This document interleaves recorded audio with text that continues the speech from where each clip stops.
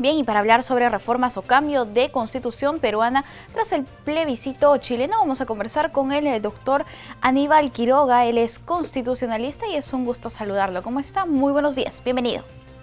¿Cómo está? Buenos días, ¿cómo le va? Bien, para que nos comente cuál sería la influencia del cambio de constitución que tendrá el país vecino de Chile y cuál será la influencia que tendría en nuestro país. Bueno, yo creo que es una influencia relativa, no es una influencia decisiva, porque los procesos constitucionales fueron diferentes, ¿no? La constitución chilena fue redactada por Pinochet en los años 80, no hubo ningún debate, fue un tema hecho exclusivamente en un gabinete de los asesores del dictador de entonces, no fue sometida a ningún proceso de convalidación, hubo un referéndum al final que lo aprobó por mayoría y entró en vigencia, ¿no? Y creo que tenía cláusulas muy cerradas. De hecho, hace 10 años ya tenía más de 100 artículos modificados y a la fecha tenía como 200 artículos modificados, ya había sido bastante modificada la propia Constitución. Y por lo tanto, de alguna manera es que se ha terminado estrellando contra la realidad y el proceso de democratización chileno ha llevado a que la mayoría de la gente pida pues una nueva Constitución, hecha en un terreno democrático y con canales democráticos, ¿no? No es el caso del Perú, que si bien tiene la Constitución del año 93, producto también de un golpe de Estado, esta fue hecha sobre la plantilla de la Carta del 79 y también sometida a un referéndum, pero que ha validado su realidad a lo largo de 20 años, propiciando 4 recambios constitucionales y sobre todo una mejora económica para el país.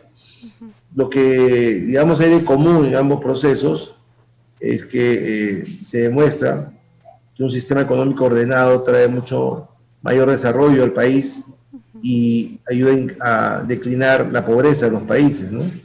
Lo que también demuestra el tema constitucional es que tiene que haber una apertura hacia las minorías del país y no puede ser solamente índices macroeconómicos los que lleven adelante una suerte de desarrollo económico. También el ciudadano de a pie tiene que verse beneficiado con este desarrollo económico, y eso de alguna manera es lo que en Chile ha hecho que se quiebre el tema social y como consecuencia el tema social, el político y el económico. En Perú no tenemos esa dureza en la certificación social y nuestra economía informal de alguna manera es un colchón para poder aplacar las demandas sociales frente a la clase alta, ¿no?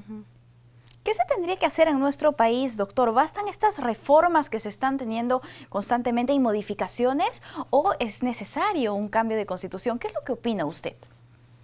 Yo creo que en el país no hay un consenso mayoritario por el cambio de la Constitución. Siempre han habido voces que se han escuchado sobre el tema del cambio de la Constitución desde un primer momento, ¿no? Algunas voces principistas que pretenden tener una Constitución mucho más democrática en cuanto a su origen, y también los sectores de izquierda que no están de acuerdo con el régimen económico que trae la Constitución. Pero la verdad se ha dicho es que este régimen económico de la Constitución ha permitido nuestro mayor desarrollo y el auge en los últimos 20 años como no hemos tenido nunca, ¿no? Entonces, si hoy día se pusiera a debate la posibilidad de un cambio constitucional en Perú, no habría ese consenso que hay en Chile, ¿no? Porque, como le repito, hay un consenso de que esta Constitución ha traído un beneficio económico muy importante, mayores libertades, una estabilidad democrática que se ha visto empañada en los últimos años, pero no por la Constitución, sino por error de los políticos en el Parlamento y en el Ejecutivo, y nuestra informalidad en la economía ha sido un colchón para que las clases populares no terminen eclosionando como ha pasado en Chile. Claro, claro. Respecto a cambios que se deberían hacer en la constitución política del país, ¿en cuáles se debería prestar mayor atención? Bueno, hay un proyecto que se ha hecho conocimiento ayer acerca de la reforma de la Constitución integral para poder completar el sistema bicameral que fue, digamos, indebidamente quitado en la Carta del 93. Desde el año 93 no tenemos un Congreso bicameral, sino unicameral. Desapareció la Cámara de Senadores. Bueno, ayer justamente se ha puesto a discusión un tema muy interesante para volver paulatinamente a la bicameralidad que tenía que darse el año 22, pero eso se puede hacer sin hacer una reforma integral de la Constitución, una reforma importante, pero no hay que cambiar la Constitución para eso. El gran tópico, digamos, los grandes tópicos que tiene nuestra Constitución son dos. Por un lado, el régimen económico que nos solidifica como nación y que nos solidifica en nuestra economía, y por otro lado, el margen de libertades y sus garantías constitucionales que nos han permitido vivir en democracia bajo controles constitucionales. Mucha gente cree que la situación de la pobreza, y quizás desnudado con la pandemia, ya tiene la culpa de la Constitución, porque no ha previsto, ¿no es cierto?, el tema de hospitales, no ha previsto el tema de eliminar mucho más rápidamente la pobreza, las brechas en la educación. Pero el tema es que no se ha cumplido con todo lo que dice la Constitución. No se trata de cambiar la Constitución, sino de cumplir con aquello que dice. No solamente quedarnos en aspectos macroeconómicos, sino también en lo que la gente de a pie necesita, y que esa bonanza económica del país se ve reflejada en estándares mínimos, como por ejemplo la salud, la educación, la seguridad, que son temas que a la población también interesan mucho, ¿no? Bien, usted hablaba de la bicameralidad hace un instante y esta ya fue rechazada en un referéndum. Si el pueblo la rechazó, ¿sería bueno que sea vista otra vez, que sea revisada?